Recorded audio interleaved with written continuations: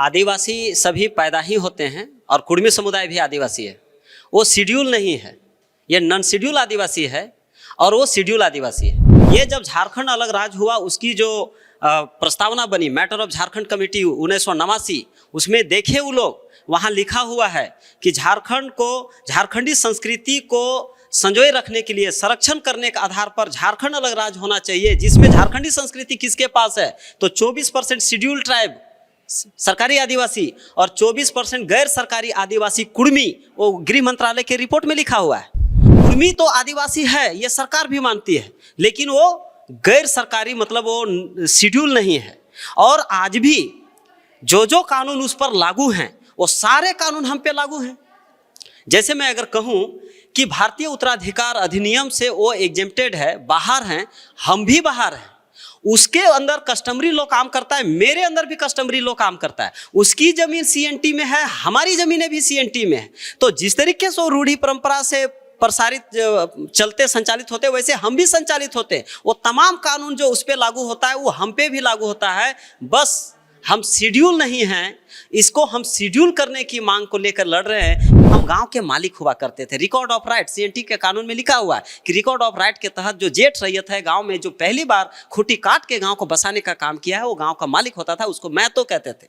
और आज वो महतो के प्रासंगिकता पूरी खत्म हो गई है और आज हम अपने घर में रेंटर बन गए हैं, भाड़ेदार बन गए हैं। तो आज हम अपने घर में जो भाड़ेदार बन गए हैं, ये पीड़ा मेरे अंदर है, इसलिए हम उस पहचान को पाना चाहते हैं जिसके कारण हमारी जमीनें बचेगी। 1871 से लेकर 1931 तक के तमाम जनगणना में जहां भी उसको रखा है वहां हमको भी रखा है सर। एब्रोजिनल कहा, एब्रोजिनल मतलब इस माटी का ओरिजिनल लोग। कौन लोग है उसमें? 13 जनजाति, उसमें मुंडा है, उसमें आपका खड़िया है, कोरवा है, संथाल है ना, उसमें उरांव है, उसमें माल है, सूर्या है, पान है, उसमें कुर्मी भी है। कुड़मी आदिवासी आंदोलन धीरे धीरे उग्र होता जा रहा है। कुड़मी समाज के द्वारा एसटी सूची में शामिल करने और को लेकर जिस तरह से रेल रोको आंदोलन किया गया, और उसके बाद से आप देखेंगे जो आदिवासी समाज के लोग उग्र होकर किस तरह से कई जगहों पर आंदोलन कर रहे हैं। मोराबादी मैदान में, आप फुटबॉल मैदान में कल देखे कि महारैली का आयोजन किया गया। कई राज्य के अलग अलग जिलों से आदिवासी समुदाय अपने अस्तित्व को बचाने की लड़ाई लड़ने के लिए वो वहाँ पर पहुँचे हुए थे। हमारे साथ विकास महतो जी हैं, कुड़मी के नेता हैं, और लगातार आप देख रहे होंगे कि क्या आदिवासी समाज के लोग आंदोलन कर रहे हैं। उन लोगों से, आदिवासी कुड़मी समाज की ओर से मैं यही कहूँगा कि ये लड़ाई हमारी उनसे है नहीं, हमारी लड़ाई व्यवस्था से है, हमारी लड़ाई सरकार से है। उनसे हमारी किसी तरह का कोई लड़ाई नहीं है, वो हमारे भाई हैं और उनके प्रति हमारी किसी तरह का कोई दुर्भावना नहीं है। इसीलिए हम लोग उनके खिलाफ, ये लड़ाई ही नहीं है तो मैं उस पर क्या कहूँ। अब रहा कि वो लोग जो विरोध कर रहे हैं, उन लोगों को समझने की ज़रूरत है। उन लोगों को कुछ लोग पॉलिटिकल एजेंडे के माध्यम से ऐसा क्रिएट कराया जा रहा है, क्योंकि ये राजनीति से प्रेरित है, लेकिन हमारी मांग तो वर्षों पुरानी है, तो उस पर मैं कुछ टीका टिप्पणी क्या करूं। तो कहते हैं कि आप आदिवासी का हकमारी के लिए आदिवासी बना नहीं जाता है, आदिवासी पैदा हुआ जाता है। आप लोग बनने के लिए जिस तरह से जो है उलगुलान कर रहे हैं और लगातार जो है आदिवासी राजनीति लाभ लेने के लिए जो है इस तरह के प्रोपगंडे आप लोग अपना रहे हैं। आदिवासी सभी पैदा ही होते हैं और कुड़मी समुदाय भी आदिवासी है। वो शेड्यूल नहीं है, ये नॉन शेड्यूल आदिवासी है और वो शेड्यूल आदिवासी है। और मैं नहीं कहता हूँ, ये जब झारखंड अलग राज्य हुआ उसकी जो प्रस्तावना बनी, मैटर ऑफ झारखंड कमेटी 1989, उसमें देखे वो लोग, वहाँ लिखा हुआ है कि झारखंड को, झारखंडी संस्कृति को संजोए रखने के लिए, संरक्षण करने के आधार पर झारखंड अलग राज्य होना चाहिए, जिसमें झारखंडी संस्कृति किसके पास है तो 24% शेड्यूल ट्राइब सरकारी आदिवासी और 24% गैर सरकारी आदिवासी कुड़मी, वो गृह मंत्रालय के रिपोर्ट में लिखा हुआ है। तो कुड़मी तो आदिवासी है, ये सरकार भी मानती है, लेकिन वो गैर सरकारी मतलब वो शेड्यूल नहीं है। और आज भी जो कानून उस पर लागू हैं वो सारे कानून हम पे लागू हैं। जैसे मैं अगर कहूँ कि भारतीय उत्तराधिकार अधिनियम से वो एग्जेम्प्टेड है, बाहर हैं, हम भी बाहर हैं, उसके अंदर कस्टमरी लॉ काम करता है, मेरे अंदर भी कस्टमरी लॉ काम करता है। उसकी जमीन सीएनटी में है, हमारी जमीनें भी सीएनटी में है। तो जिस तरीके से वो रूढ़ी परंपरा से प्रसारित चलते संचालित होते वैसे हम भी संचालित होते। वो तमाम कानून जो उस पर लागू होता है वो हम पे भी लागू होता है। बस हम शेड्यूल नहीं हैं, इसको हम शेड्यूल करने की मांग को लेकर लड़ रहे हैं कि 1950 से पहले हम थे, जो हमको छोड़ दिया गया है, आप हमको ऐड कर लीजिए, ये हम बात कर रहे हैं। तो हमारी लड़ाई तो सीधे सरकार से है, उसकी हकमारी करने का कोई सवाल ही नहीं है। लेकिन जो अगर उन लोगों को कोई बहकाया है या उनको लगता है तो ये बात समझना चाहिए कि संविधान का आर्टिकल 330 ये कहता है कि अनुसूचित जनजाति और जनजाति का संख्या के अनुपात में लोकसभा में प्रतिनिधित्व दिया जाएगा। 332 आर्टिकल कहता है कि विधानसभा में संख्या के अनुपात में प्रतिनिधित्व दिया जाएगा। वैसे ही 335 आर्टिकल कहता है कि सरकारी पदों और सेवाओं में संख्या के अनुपात में वहां पर उसकी भागीदारी दी जाएगी। वैसे ही अगर आप कहेंगे पंचायत चुनाव से लेकर आप जिला परिषद वगैरह, वहां भी 343 के कई सारे धाराओं में ये बात वर्णित है कि एसटी समुदाय को संख्या के अनुपात में उसको आरक्षण दिया जाएगा। तो आप जैसे इसको व्यवहारिक तरीके से देखेंगे, पूरे भारत का कोई ऐसा स्टेट नहीं है जहां संख्या के अनुपात में उनसे काफी कम दिया गया हो। आप देखेंगे सभी राज्यों का, आप खुद भी देख सकते हैं। मैं सभी आदिवासी भाइयों से आग्रह कहूंगा कि भाई आपसे सभी लोग देखें कि हर राज्यों का जो नियोजन नीति है, जो संरक्षण देने की बात है, आरक्षण है, वो संख्या के अनुपात में है। तो मेरा ये कहना है कि अगर कुर्मी यहाँ शेड्यूल होता है तो कुर्मी के जितना अनुपात में यहाँ भी आरक्षण बढ़कर मिलेगा। लेकिन फिर भी आपको लगता है कि अगर हम आपके हिस्सा का अगर हम हकमारी कर सकते हैं तो जैसे हम खेत में एक आर दे देते हैं कि इस साइड का रैयत उस साइड नहीं जाएगा और उस साइड का रैयत इस साइड नहीं जाएगा। जैसे BC1 BC2 में है वैसे ही ST1 ST2 बन जाए तो ST1 के तहत जितने लोग हैं उनके जो भी अधिकार है वो सुरक्षित रहे। और ST2 में जब हम आएंगे या हमारे बाद जो भी और भी लोग जो हैं जो मांग करते रहे हैं वो सारे लोग आएंगे, वो ST2 में रहेंगे।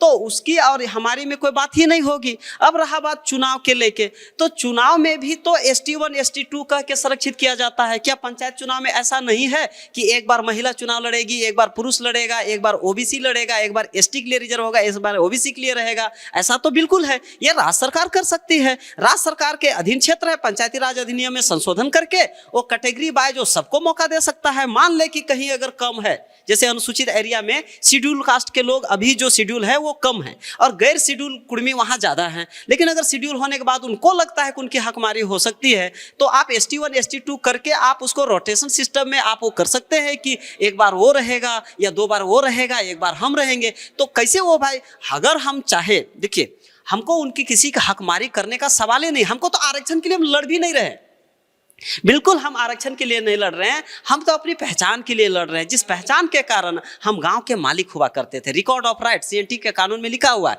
कि रिकॉर्ड ऑफ राइट के तहत जो जेठ रैयत है गांव में, जो पहली बार खूंटी काट के गांव को बसाने का काम किया है, वो गांव का मालिक होता था, उसको महतो कहते थे।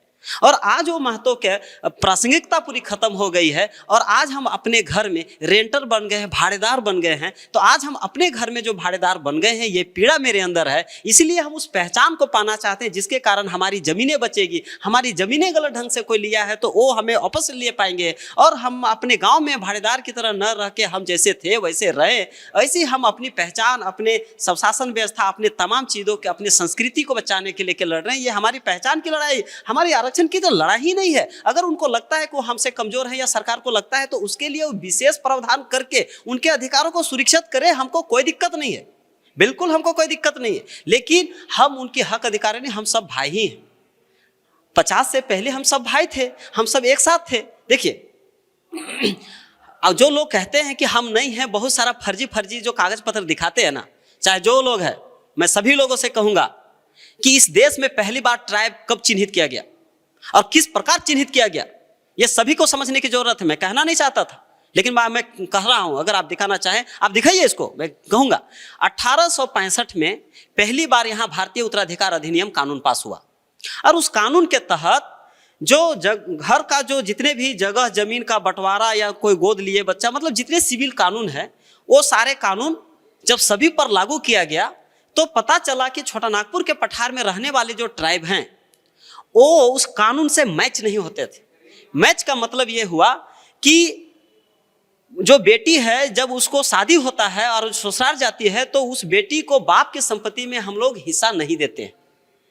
तो चूंकि वो कानून कहता है, भारतीय उत्तराधिकार अधिनियम कानून कहता है कि बाप की संपत्ति में बेटा और बेटी को बराबर अधिकार मिले, तो हमारे यहाँ ये प्रथा है क्योंकि हमारे पुरखे आदिकाल से जब वो जीव जंतु कन ऊन खा के जीवित हो रहे थे, सुबह खा रहे थे शाम को तरस रहे थे, शाम को खा रहे थे सुबह को तरस रहे थे, बड़ा पीड़ा से वो गुजरे थे। जब वो खेती का आविष्कार किए तो खेती के इर्द गिर्द वो पर्व त्योहार गढ़े और ये मूल चीज है, इसको भावी पीढ़ियों के लिए बचा के रखने के लिए उन्होंने नियम कानून बनाए। तो हमारा जो कानून है वो कानून उससे मैच नहीं कर रहा था और एक विद्रोह होता है, और उस विद्रोह के कारण एक कमेटी बनता है और वो कमेटी यहाँ पर सर्वे करता है और देखता है कि कितने ऐसे समुदाय हैं जिसकी कस्टमरी कानून जो है वो भारतीय उत्तराधिकार अधिनियम से मैच नहीं करता है। क्योंकि हम आदिवासियों में एक प्रथागत नियम है कि किसी भी कीमत में हमारी जो जमीन है वो दूसरे गोठ को, दूसरे गोतिया को नहीं जाना चाहिए। तो अगर हम बेटी को शादी करते हैं और वो दूसरे परिवार में जाती है तो वो तो दूसरे गोतिया की रहेगी, दूसरे गोठ के रहेगी, तो फिर तो वो दूसरे में चला जाएगा। और अगर मान लिया कल हम बेटी को रांची में शादी किए, कि रामगढ़ में शादी किए, किसी को कहीं शादी किए, तो जमीन तो मेरा बचेगा नहीं। तो जमीन चूंकि मूल चीज है, क्योंकि जमीन रहेगा तभी खेती करेंगे तभी हम बचेंगे। तो हमारे नस्ल और फसल को दोनों को बचाए रखने के लिए पुरखों का जो वो गठ वाला जो कानून था वो कानून मैच नहीं करने लगा, तो बगावत हुआ। तो यहाँ रिसर्च हुआ और पूरे दुनिया का सबसे बड़ा एंथ्रोपोलॉजिस्ट H.H. रिजले, जिसको दुनिया में कोई खंडन नहीं कर सकता है, उसकी रिपोर्ट को पूरे दुनिया में किए हैं। ऐसा थोड़ी कि सिर्फ भारत में किए हैं। अंग्रेजों ने उस समय रिसर्च कराया और उस समय पाया। उसमें एक जो ये लोग बोलते हैं, कुछ लोग बहुत बड़के विद्वान लोग बोलते हैं कि इन्हें 72 में एक थे जिसने, वो एक्चुअली एंथ्रोपोलॉजी नहीं थे, वो तो सेनापति थे।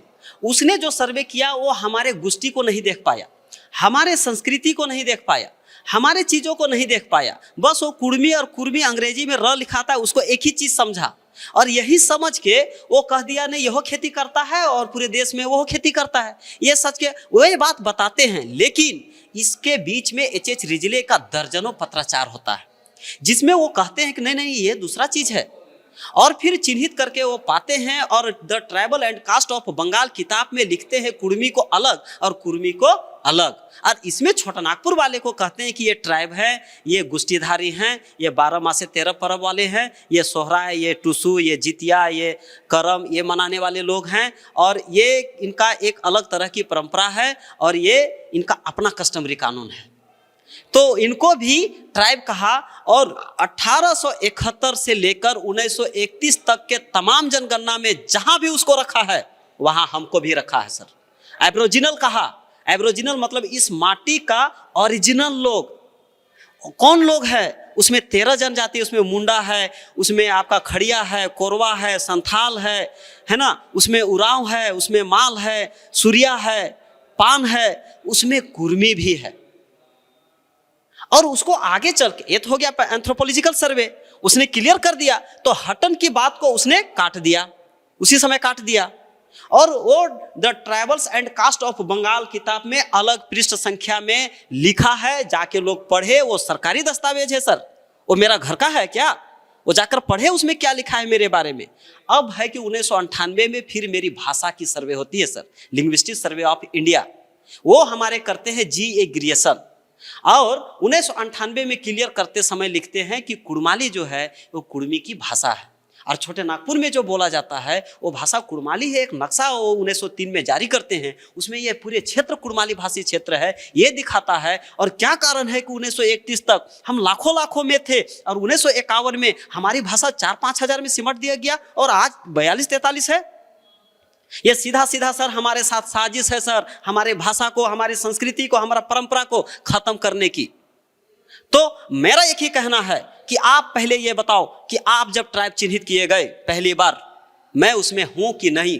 मेरा चैलेंज है, अगर मैं झूठ हूं मैं ये बात को अब कभी नहीं उठाऊंगा, लेकिन मेरी लड़ाई तो व्यवस्था से है सर। मेरी लड़ाई तो सरकार से है। ये बात हृदय नारायण कुजूर जी जो रांची लोकसभा के सांसद थे 1955 में जब संसद में कहे कि कुर्मी भी आदिवासी है और भूलवश छूट गया है, इसको शेड्यूल ट्राइब लिस्ट में ऐड कर लिया जाना चाहिए। जवाहरलाल नेहरू ने कहा, वो लिखित है सर, उसने जवाहरलाल नेहरू ने कहा कि ये तकनीकी मिस्टेक है, इसको भविष्य में सुधार कर लिया जाएगा। अब बताइए, इसको भविष्य में सुधार करने में सर 75 साल लगता है। कोड़ा जो है, कोरा लिखाता था, कोड़ा हो सकता है, उड़ीसा हो सकता है सर, सब चीज़ें सुधार हो सकता है, कलकत्ता कोलकाता हो सकता है सर, हैं बताइए, मुंबई बम्बई मुंबई हो सकता है, कुर्मी है ये। हालांकि ये चीज़ें सुधार हो चुका है, बाद में जो दूसरा संस्करण आया है उसमें सुधार हो चुका है, लेकिन कुछ हमारे लोग भी इस बात को नहीं जानते।